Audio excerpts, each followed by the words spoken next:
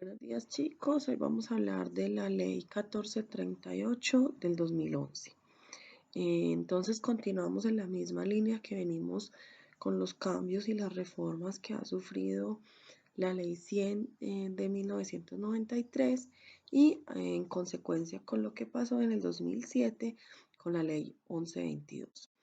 Ahora, esta nueva ley, la 1438 del 2011, nos establece unas nuevas disposiciones frente al Sistema General de Seguridad Social en Salud eh, y nos trae entonces no solo unos cambios, sino unas nuevas disposiciones.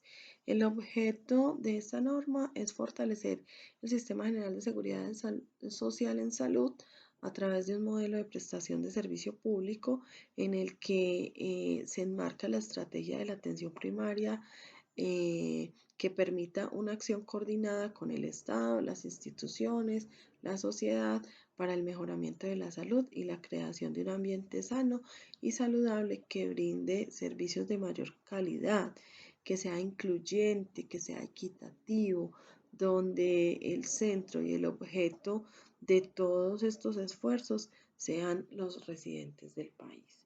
Dentro de esta norma, entonces, se trabaja dentro del propósito de lograr unificar los planes de beneficios para todos los colombianos, la universalización del aseguramiento, temas muy importantes como la portabilidad y la sostenibilidad del sistema. Vamos a hablar de algunas de las cosas que sucedieron a grandes rasgos o en términos generales. Vamos entonces a hablar de la portabilidad. La portabilidad es la oportunidad de trasladar la atención en salud, sea a todo mi grupo familiar o sea solo a una persona del grupo familiar cuando ésta se traslade de su lugar de residencia habitual. La portabilidad entonces puede hacerse de manera temporal o de manera definitiva, de acuerdo al tiempo que yo voy a permanecer por fuera de mi lugar de residencia. Entonces, dado el caso que yo tenga que viajar por cuestiones laborales, por cuestiones personales o por alguna situación, debo solicitar a mi EPS una portabilidad para garantizar la prestación del servicio en todo el territorio nacional.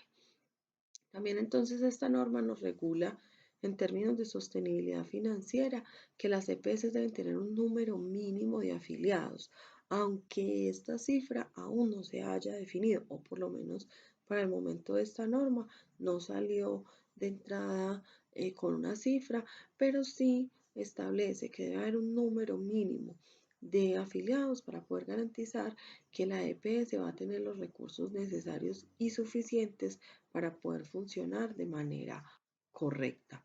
También entonces dentro de esta norma aplica el concepto de que los gastos de administración de las EPS no puedan ser superiores al 10% del valor de la UPC para así poder garantizar una sostenibilidad financiera y que los recursos para la atención en salud no podrán ser usados para adquirir activos fijos ni en actividades distintas a la prestación del servicio de salud.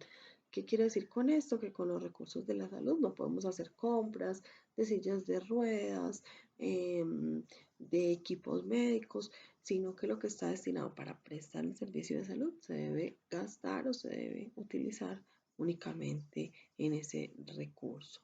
En cuanto a los planes de beneficios, entonces ahora nos dice la norma que deben ser actualizados cada 2 años, teniendo en cuenta que ya se ha logrado mucho igualar o unificar el plan de beneficios.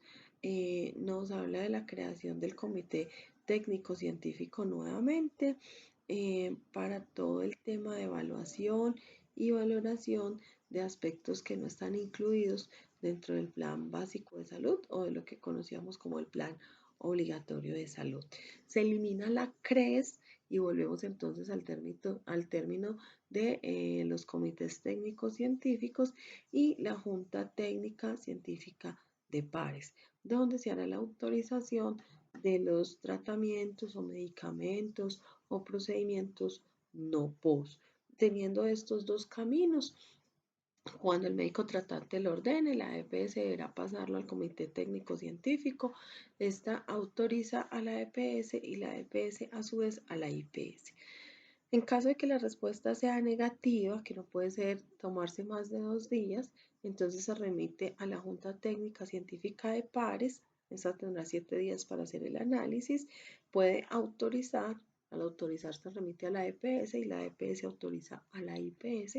O en caso de que no autorice, el afiliado podrá hacer uso de las herramientas del derecho, que pueden ser a través de un derecho de petición o de una acción de tutela.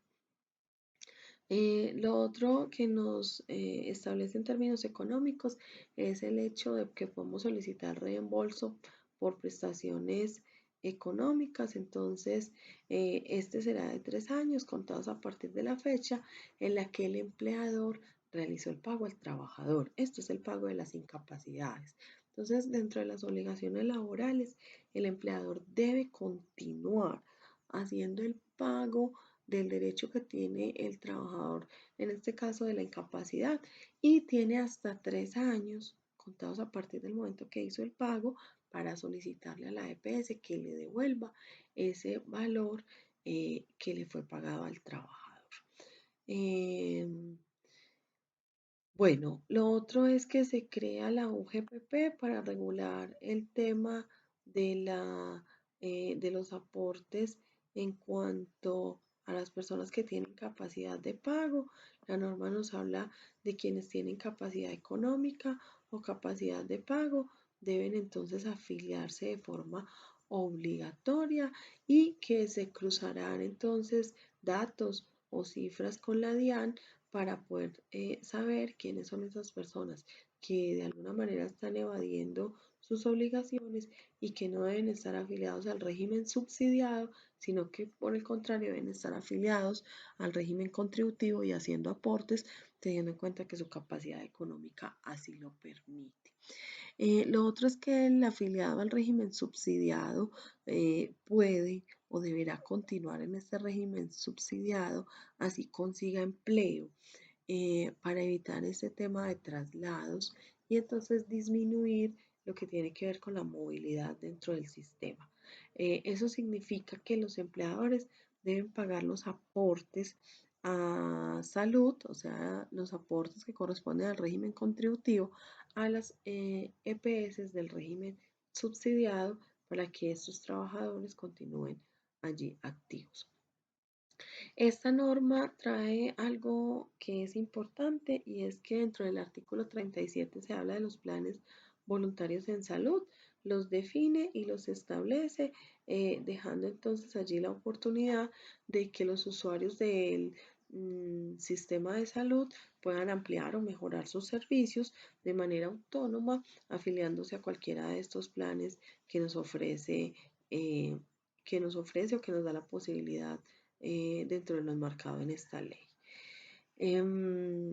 Bueno, creo que hay un resumen importante.